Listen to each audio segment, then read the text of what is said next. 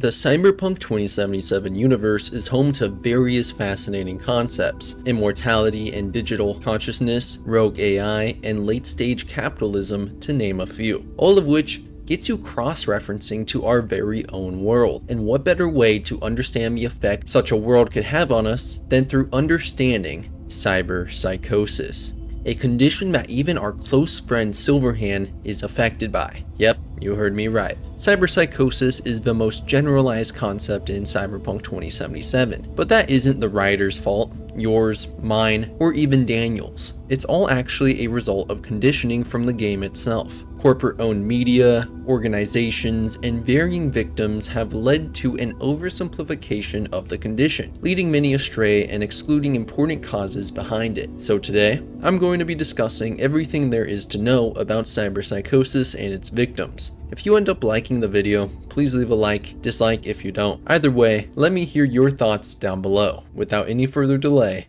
let's begin. Forever lost, searching for myself in endless loops. David, you read Beyond me? the black wall. Main's gone full psycho. They've called in Max Tech. Turn around. No Come more back. running from me, dog. Reaper's finally called. I know I can. I'll do my best. Oh, You got can my you hear word. me? It's right here. It's me. It's Lucy. Please. David, come back to me. It's the only way I could protect you from this damn city. Just too many I couldn't save before. Expired goods. Mom, A Payne, walking and the corpse. others in our crew. Can't decommission me more Let than that this. happen. Not to you. Tell him Leon Rinder's dead and you wouldn't even be lying. The origins of cyberpsychosis date back to the first official release of the tabletop RPG by Mike Pondsmith and Art Talzorian, Cyberpunk 2013. Here was the working definition at the time, just to get the point across. Something happens when you start adding metal and plastic to people. They start to change, and it isn't pretty. In 2013, we call this cyberpsychosis, a mental disease in which the addition of cybernetics causes an already unstable personality to fragment. At first, the victim begins to relate more to machines than to humans. Soon, they start to ignore people, including parents, friends, and lovers. Eating and sleeping even becomes less important to them. Finally, human interactions begin to irritate, culminating in a terrifying rage that consumes the victim entirely. How this condition plays out is important to the discussion. So, how does it? Well, each piece of cybernetic equipment has a corresponding humanity cost, and for every 10 humanity, a character will lose 1 point of empathy, progressively turning even the most joyful of people to forbidding and distinctly unpleasant to even violent, sociopathic, and vicious. But once that empathy rate reaches 0, the character is fully in the grip of cyberpsychosis, driven to a maddening hatred of other humans or living things. At this point, it's alleged even in the books that there's no going back. The character is taken over by the referee, who plays it as an NPC with all the worst attributes of a murderous, mechanized psychopath, all the way up until another edgerunner, or even Max Tack, flatlines the gonk.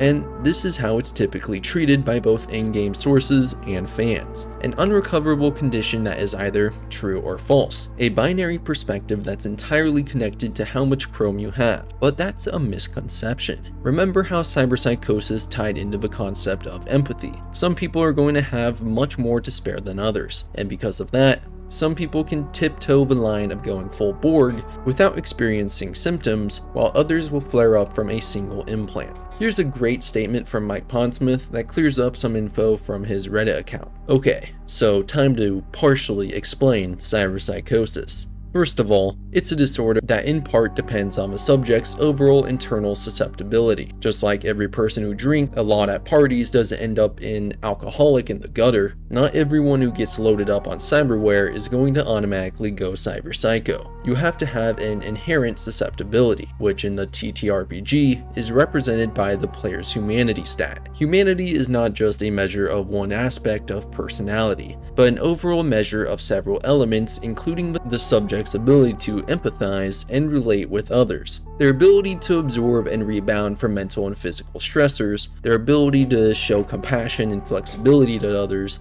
and whether they are able to balance their worldview through other methods. So in some ways, I tend to treat cyberware as an addiction. Heavy anabolic steroid use being my favorite model. Not everyone who juices ends up crazy mad with roid rage, but those who are more susceptible to the need to take more steroids are more likely to hit a point where they do flip into roid rage. David's starting humanity was probably already pretty high, and before things went to crap, he had a loving mother, a career path, and no more hassle than the average poor guy in a wealthy Ivy League school, so he had lots of buffer. But even then, he still, even after losing all that, was able to make friends, build a replacement family, and after some prompting, even get a girlfriend, and a mentor, Maine, to create a supportive father figure, so he could definitely handle the stress of added cyberware up to a point. Most people in Night City don't have the level of humanity to pull this kind of stunt off without going cyberpsychotic, so David is 1 in a million, and that's why Arasaka wants him. So that's a rough explanation of the roots of cyberpsychosis. And no, cyberpsychosis isn't caused by AI net demons. Give me a break, chooms. So knowing what's stated in source books and from the literal author is important, but how about in universe? Well, I think the best way to do so is looking at the various shards in 2077. The most important to lead with being a shard found in various locations throughout the game, meaning the devs really wanted you to see this. It's a manifesto titled The Truth About Cyberpsychosis. I've had enough of the senseless shootings that claim hundreds of innocents every day. I'm sick of the satire on empty, dead-end, implant restriction dialogue. I'm tired of ignoring the cyberpsychosis problem. In American society today, there are still a lot of common myths and misconceptions about the so-called technology-related personality disorder. People think they can become infected in sketchy Ripper Doc clinics. Scientists allegedly disagree about the causes of the disease, or even about whether it exists at all. Maybe their tune would change if a cyberpsycho turned their lab into a slaughterhouse. But even then, I doubt it. They're not getting fat paychecks from the cyberware lobby just to openly declare to the public all the nasty possible side effects that come packaged with their products. I've conducted my own research on cyberpsychosis. With supreme confidence, I can confirm this illness is indeed a byproduct of the modern lifestyle and the obsessive emphasis placed on incorporating modern tech into our lives. Although cybernetic implants can directly affect our brain chemistry, they still serve only as a catalyst for the onset of the disease. Our world is subject to extensive dehumanization. We surround ourselves with increasingly more automated machines and artificial intelligences. Our loved ones replace their nature-given eyes, lips, and faces with masks of metal. Some of us begin to lose sight of what is human. We slip into feelings of total alienation and deep-rooted panic. We lose the ability to distinguish between what is real and what is only artificial, digital, synthetic. Such people begin to isolate themselves, lose their empathy for others, and undergo dramatic mood swings that exhibit sadistic tendencies.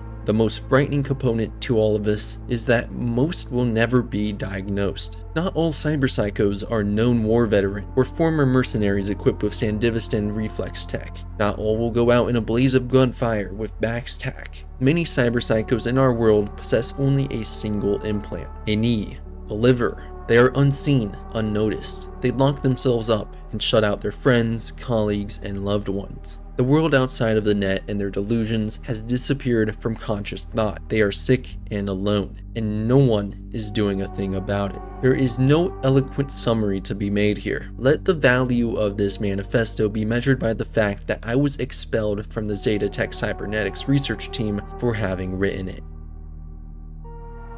This shard shows a clear disconnect between the definition in the source books and the definition in universe. In universe, it's made clear that big cyberware pays off scientists and organizations to not disclose the side effects of their technology, especially pertaining to its exaggeration of pre-existing illness. The average citizen views it as an infection, likely leading to the continuous uptick of cyberpsychosis cases throughout the world. But Cyberpunk 2077 shards have something else to reveal in an entry titled, "Can Cyberpsychosis Be Cured?" Can cyberpsychosis be cured? Opinions on that question are divided. Only a few years ago, so-called brain dance therapy was used across the entire country on a mass scale with the aim of bringing the sick back from the point of no return. The patient would be placed on a special chair and connected to a device that would deactivate all implants. Then electrodes would be attached, inducing the patient into a coma-like brain dance session. This was then followed up by medicine, psychosurgery, and the aversion therapy. The overall treatment was intended to sever all the patient's neural connections and tie them back so that the cyberpsycho could return to society. Once the therapy was concluded, no symptoms of cyberpsychosis were detected, as well as the patient's former personality. But don't worry, nowadays other methods are used. At least, that's what they tell us. So what was previously considered a condition impossible to come back from is apparently recoverable? Well, this kinda just sounds like a fancy way to dress up lobotomization, but it's something, right? I mean, it's even claimed at the end that there's other possible methods. Yet it has to be understood that any cures are likely inhumane or band-aid fixes, such as abusing immunosuppressants like Maine or David, which should be obvious, seeing as Regina Jones has a fixation on trying to find a cure for the disease, which is honestly made all the more confusing by the fact that there are at least 2 MaxTac agents who were previous cyberpsychos.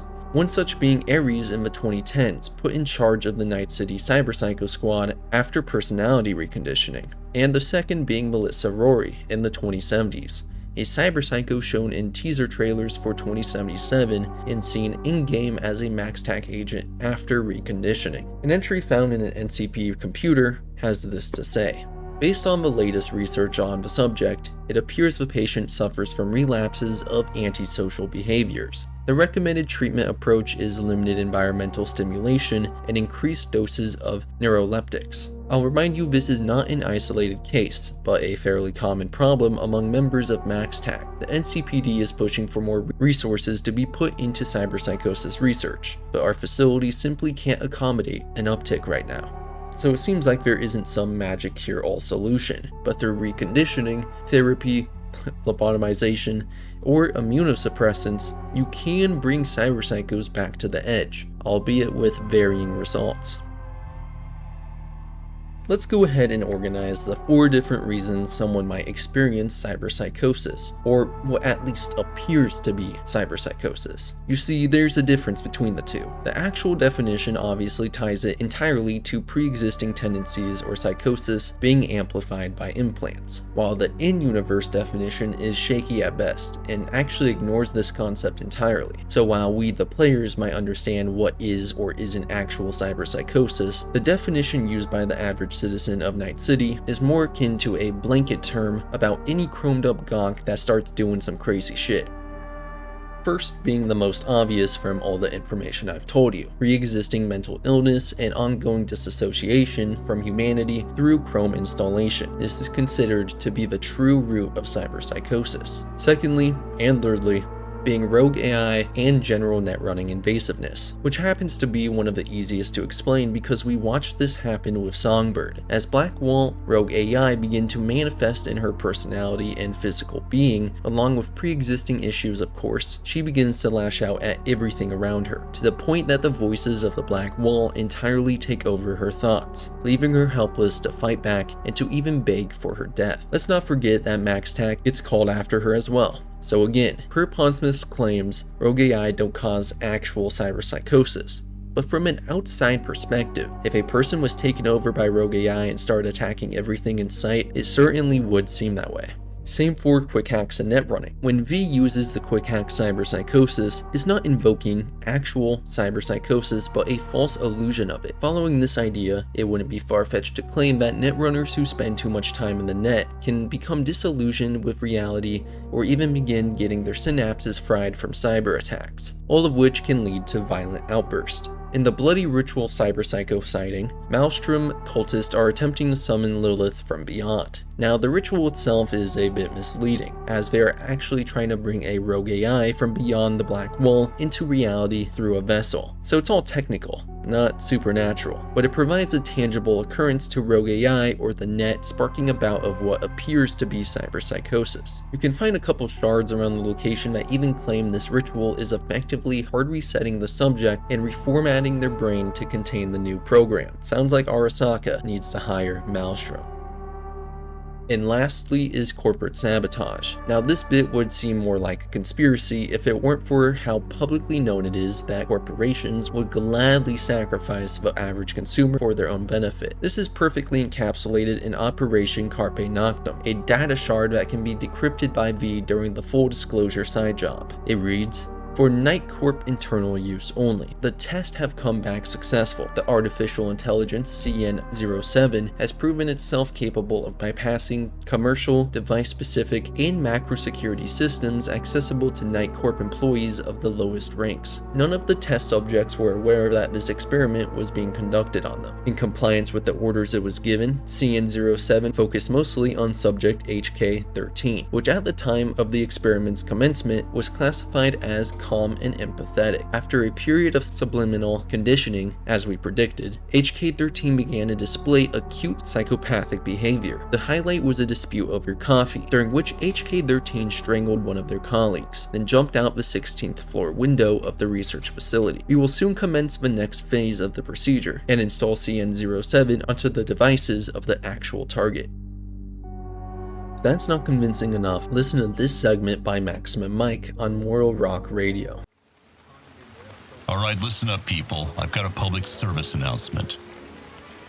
It's about the scourge of our age, that chrome nightmare that you know as cyberpsychosis. It seems we can't go a day without some boosted lunatic tearing through a crowd of bystanders. The story you've always heard is that it's a psychological condition, a kind of disassociative violence. But is there more to it? What if cyberpsychosis is intentional? I once heard a theory that I think merits some thought. An old friend of mine used to say that he thought the biggest manufacturers had got together a long time ago and agreed on a baseline failure rate for certain devices. Bad code, intentionally inserted into the mind-machine interfaces to slowly drive people up the wall, a kind of human planned obsolescence. They figure, what's the best defense against a nut job with a 23-inch telescoping blade in his forearm? A 26-inch telescoping blade in yours. I can't say he's not onto something. Every time some psycho tears his way through a mall, sales of combat cyberware spike. Every time Net54 News runs a story on a massacre, some Arasaka exec buys himself a new yacht. Can that be all, though? It's no secret that incidents of violent cyberpsychosis have skyrocketed in recent decades, despite improvements in manufacturing and design. But there is something new in the latest generation cyberware. Get ready for this, kids. It's the Black Wall. If you aren't a runner yourself, or a code jockey, you might not know, but the Black Wall isn't some mystical barrier floating somewhere in the deep net. It's actually a complex hardware-software infrastructure designed to keep AIs from accessing your gear, among other things. Maybe it doesn't work as well as NetWatch says. Maybe the madness of the deep net leaks over to our side from the Black Wall from time to time. Drives some poor chumbo right over the edge. And it's possible it doesn't really exist anyway. Maybe it's just something the media came up with. Look, I'm not saying there aren't attacks. I've seen a few myself. What I am saying is there's a million reasons why one human might want to butcher another. Hell, we've been doing it for millions of years, even without cyberware. But let me tell you, listeners, with cyberware, it's easier than ever. And on the other side, maybe the corporate and media types just came up with a word, so they wouldn't have to think too hard about it. And you wouldn't either. Of course, this is all speculation. If I knew what caused cyberpsychosis, believe me, I'd tell you. So we've covered a lot in this video so far. In and out of universe definitions, cause and effect, shards, and more. But there's a key concept to cyberpsychosis that plays a role in some of our favorite characters and groups. This concept was explained best by Mike Pondsmith when asked why Adam Smasher wouldn't be considered a cyberpsycho. Didn't say he wasn't. There's a concept in psychology called high functioning. Adam is a high functioning cyberpsycho who happens to have a job where they want him to kill people.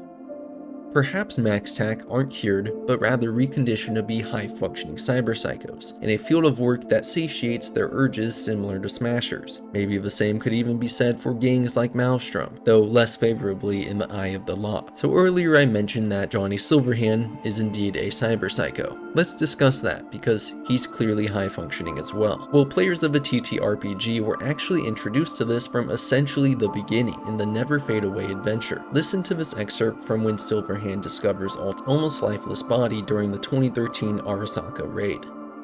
Silverhand stands away from the couch. Cut transmission, he says to Thompson. The green cyber optic goes dark. Silverhand's own eyes are featureless white marbles. The hand convulses in fury by his side, locking the HK in his low-slung hip rig. The metal fingers lock to the butt, Scrabble clicking along the Parkerized grip. He just doesn't care anymore. He's dead inside. Silverhand raises the gun. A red pinpoint centers on Toshiro's head. Bang, says Johnny. The hand convulses. Bang, says the gun. This is what Pondsmith had to say when asked about the hand. Yes, took 20 years, but you guys finally figured out that the hand is Johnny's cyberpsycho expression. Internally, Johnny treats any horrible thing he does as the hand took over. But why does Silverhand have cyberpsychosis? Well, there's actually plenty of reasons behind it. One such being a cause we previously haven't spoken about. Firstly is his pre-exist symptoms from being abandoned at a young age. Never Fade Away only gave you a narrow picture of what he was like. Is that Johnny's a very cold son of a bitch. And that was, the way I always saw him was, this is one seriously damaged person. I mean, I actually have a story around, I've been building kind of the history of Johnny Silverhand. And, it starts off with the opening scene of his dad selling him at the age of 4 for basically a pack of cigarettes. And that's the good stuff, and how he ends up basically eventually ending up with, a nomad group that takes him in. And that in itself is an episode of interesting violence. So yeah, Johnny is messed up. Being a veteran of the Second Central American War, where he lost his hand, his arm, and a close friend, experiencing hardship upon his return to the USA as a military deserter, substance abuse, and of course, installing cyberware like his infamous silver arm, a Sandevistan boost, optics, and nanosurgeons. Yeah, that's a lot. But there's one more thing. His Malorian Arms 3516 pistol. Wait, what? Well, it was a one-of-a-kind creation, specifically for the Rocker Boy, equipped with a prototype smart link and left-handed to be sported with his arm, packing a shot so powerful his fleshy right arm wouldn't even be able to handle it anyway. But it wasn't its firepower that created a problem, it was the smart link. Even just using Silverhand's Malorian can technically invoke a sense of cyberpsychosis, as the smart link overrides your body to create better precision while shooting, removing the sense of guilt and hesitation someone with empathy might usually feel when killing another living being. Paired with Silverhand's PTSD, personality, and troubled past, his arm would begin taking a mind of its own. But knowing Silverhand was a cyberpsycho poses a separate question.